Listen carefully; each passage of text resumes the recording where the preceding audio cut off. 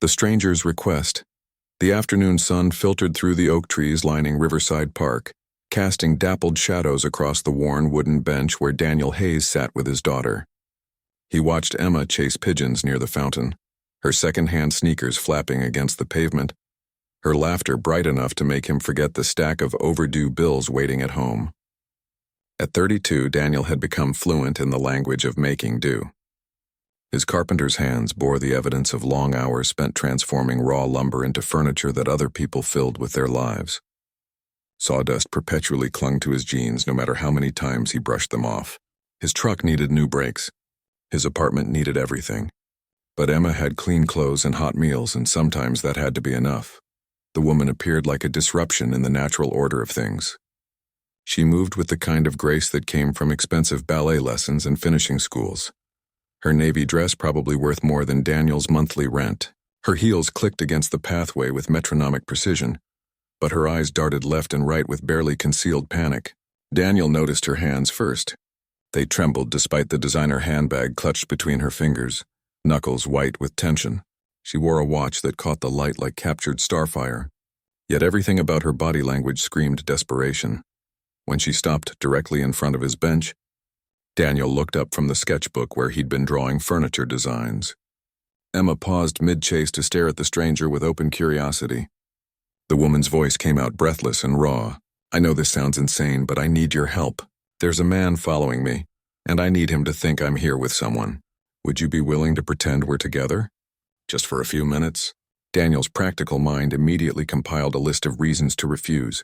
Strangers with problems usually brought complications that someone barely keeping his head above water couldn't afford. He had Emma to think about, responsibilities that outweighed charitable impulses.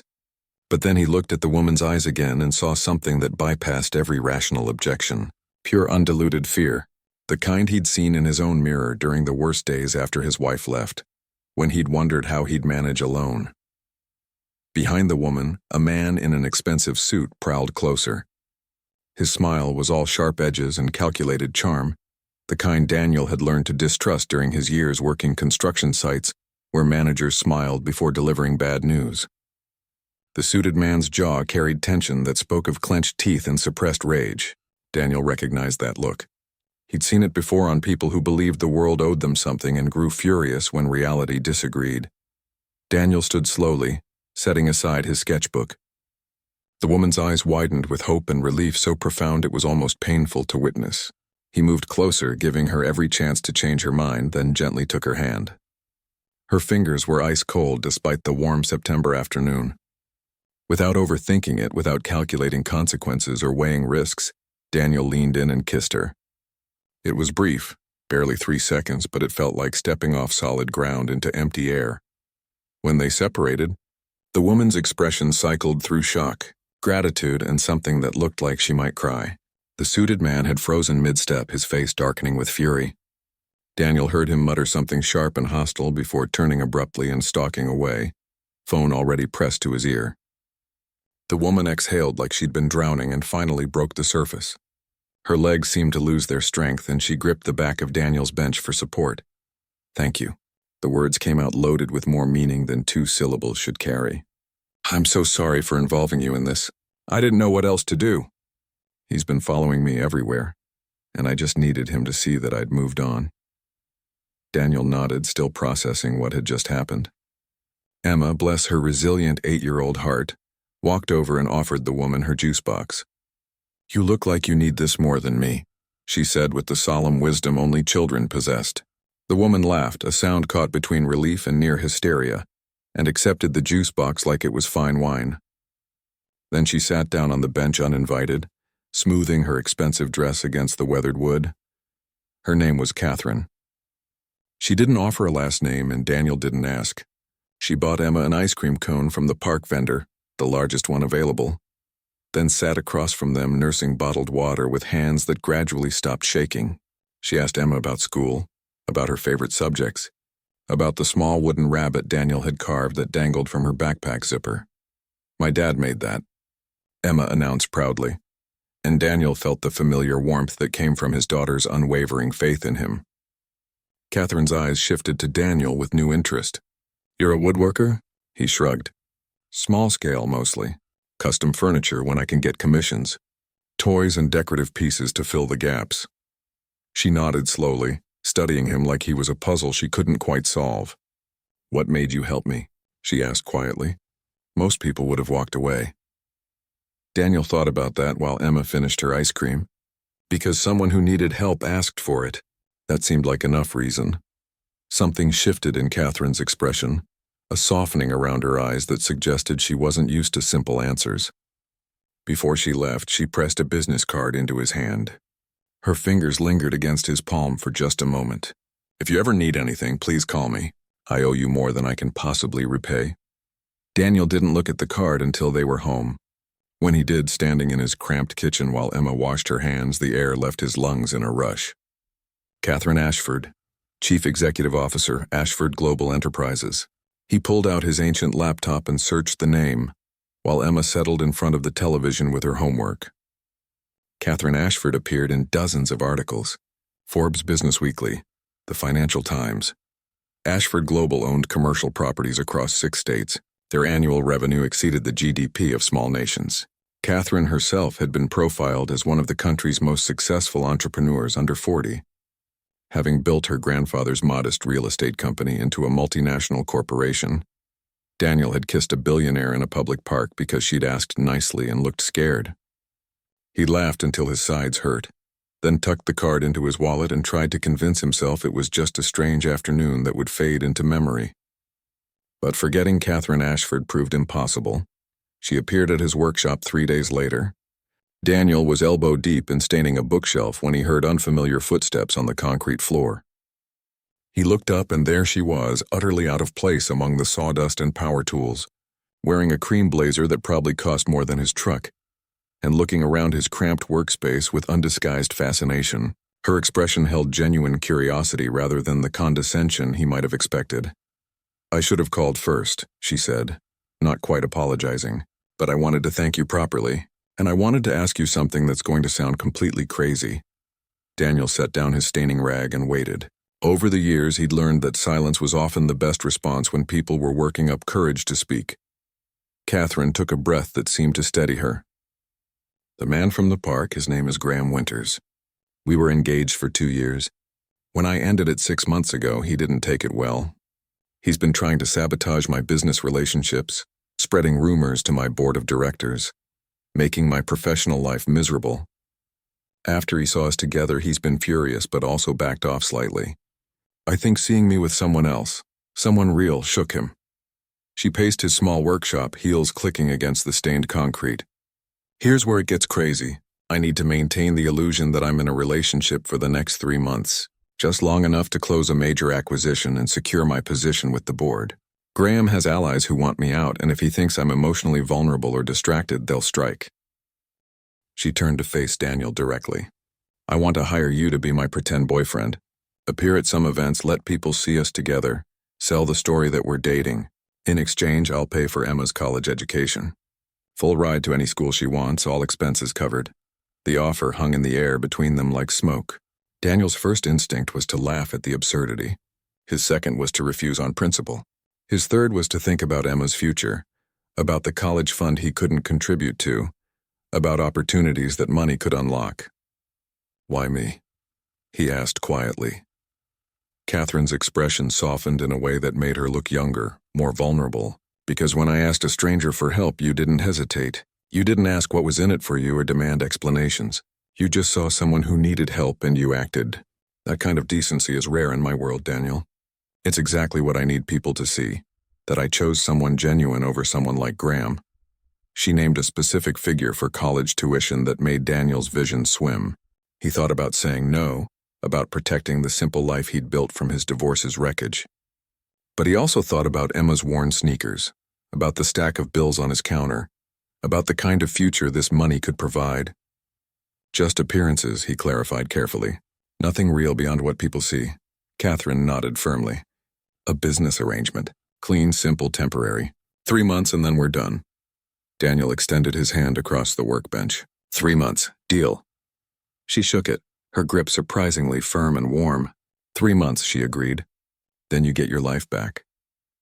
But as Daniel watched her leave his workshop, heels clicking away into the afternoon. He couldn't shake the feeling that some agreements were easier to make than to keep, and that 3 months might change more than either of them expected. Playing the part. The first event arrived faster than Daniel anticipated. Catherine sent a tailor to his apartment who measured him with silent efficiency, and returned 2 days later with a suit that fit like it had been designed specifically for his body. Daniel had never worn anything so expensive. The fabric felt like liquid midnight against his skin, the weight of it somehow both substantial and weightless. When he picked up Catherine at her downtown penthouse, she opened the door in an emerald gown that caught light like deep water, and he momentarily forgot how to form coherent sentences. "You clean up impressively well," she said with a slight smile that softened her usually controlled expression. "So do you," he managed, finding his voice. Emma was staying with their neighbor, Mrs. Patterson, a retired teacher who'd been delighted to help and asked no uncomfortable questions. In the car, Catherine briefed him on who they would see, what to say, how to navigate conversations without revealing he had no idea what leverage buyouts actually meant. The venue was the Grandview Hotel's ballroom, a space that glittered like the inside of a jewelry box. Crystal chandeliers scattered rainbow fragments across marble floors. Men in tuxedos and women in gowns that cost more than Daniel's annual income clustered in conversational groups. Champagne flutes balanced in manicured hands.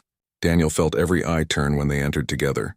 Whispers rippled through the crowd like wind through tall grass. Catherine's hand rested lightly on his arm, her posture perfect, her smile camera ready. "Just stay close," she murmured near his ear. "Let me handle most conversations. You're here to look supportive and genuine." Daniel could do genuine. He'd spent 8 years being genuine with an 8-year-old who had zero tolerance for pretense. This was just different scenery. When Graham Winters materialized from the crowd like a shark sensing blood and water, Daniel felt Catherine's fingers tighten on his arm. Graham looked like he'd been carved from marble and inherited wealth. His tuxedo probably cost more than Daniel's workshop rent for 6 months. His smile was all calculation and sharp edges. "Catherine, I see you've brought a guest. How unexpected." His eyes raked over Daniel with unconcealed disdain, cataloging every detail that marked him as different, as less than. Catherine's voice emerged smooth and controlled. "Graham, this is Daniel Hayes. Daniel Graham Winters." Daniel extended his hand automatically. Graham's handshake was designed to crush, a petty display of dominance. But Daniel had worked construction for 15 years before switching to fine carpentry. His hands didn't crush easily. They simply held firm, calluses meeting soft skin until Graham was the one who pulled away first. "Charming," Graham said, the word dripping condescension. "What do you do, Daniel?" The question was clearly a trap, designed to highlight class differences. "I build things," Daniel said simply. "With my hands. Furniture, mostly. Sometimes other pieces." Graham's laugh was designed to wound. "How quaint." Catherine always did have a soft spot for charity projects. The words landed like a slap. Daniel felt heat rise in his chest, but Catherine's hand squeezed his arm gently, a silent communication. "Daniel isn't a charity project," she said coolly. "He's someone who creates beauty from raw materials. Something you've never understood, Graham. You've only ever known how to acquire what others have built. You've never actually made anything yourself." Graham's smile went brittle around the edges. "We'll see how long this lasts. 3 months, maybe 6. Eventually you'll realize you can't play house with someone from a completely different world." He walked away before Catherine could respond, disappearing into the crowd like he'd never been there. "I'm sorry," Catherine said quietly once he was gone. "He's absolutely vile." Daniel watched Graham's retreat. "He's also not entirely wrong. We are from different worlds." Catherine looked up at him, something fierce sparking in her eyes. "Maybe. But at least your world has people who help strangers without calculating the return on investment first." The evening stretched long and surreal. Daniel met board members and investors, endured questions about how they met with the cover story Catherine had prepared. A chance encounter in the park. Instant connection. The kind of romance that made people smile indulgently and ask no further questions. He danced with her to a string quartet, his work-roughened hands careful on the silk of her dress. She was lighter than he expected, fitting against him like she somehow belonged there. "You're surprisingly good at this," she murmured as they turned slowly across the polished floor. "At pretending." Owen smiled slightly, at making it feel believable. Daniel thought about that, about how it didn't feel entirely like pretending when she laughed at something he said, or when her hand found his automatically in crowded rooms. Dangerous territory. This was business, temporary, 3 months and done. He couldn't afford to forget that fundamental truth. But forgetting became harder with each passing week. Catherine started appearing at his workshop during lunch breaks, bringing sandwiches from a deli near her office, and sitting on his workbench while he shaped wood, and she talked about her day. She told him about board meetings that felt like warfare, about the pressure of running a company her grandfather had built from nothing, about the loneliness of always being the smartest person in the room with no one to talk to honestly. Daniel told her about Emma's school projects, about the careful budget that kept them fed and housed, about the satisfaction of turning a rough piece of walnut into something that made someone smile. They were teaching each other different languages, her world of numbers and strategy, his world of grain patterns and craftsmanship. The translation felt natural, easy, dangerous. Emma adored Catherine. The billionaire CEO showed up at their apartment one Saturday morning with bagels and helped Emma build a birdhouse from a kit Daniel had bought months ago. Her manicured nails got covered in wood glue without complaint. She asked Emma questions about her dreams, her worries, her favorite books. She didn't talk down or simplify. She treated an 8-year-old like a person worth knowing fully. Daniel watched them work together, heads bent over the small wooden structure, and felt something in his chest crack open. Something he'd carefully sealed after his ex-wife left. Something dangerous and warm and utterly terrifying. This was supposed to be fake, temporary, a business arrangement with clear boundaries. But when Catherine laughed at one of Emma's jokes, eyes crinkling with genuine delight, it felt devastatingly real. The second month brought complications that multiplied like problems on a balance sheet. Photographers started camping outside Daniel's workshop before dawn, their camera flashes startling customers who came for quiet craftsmanship. Tabloids ran stories speculating about the mysterious carpenter who'd captured the heart of one of the city's most powerful women.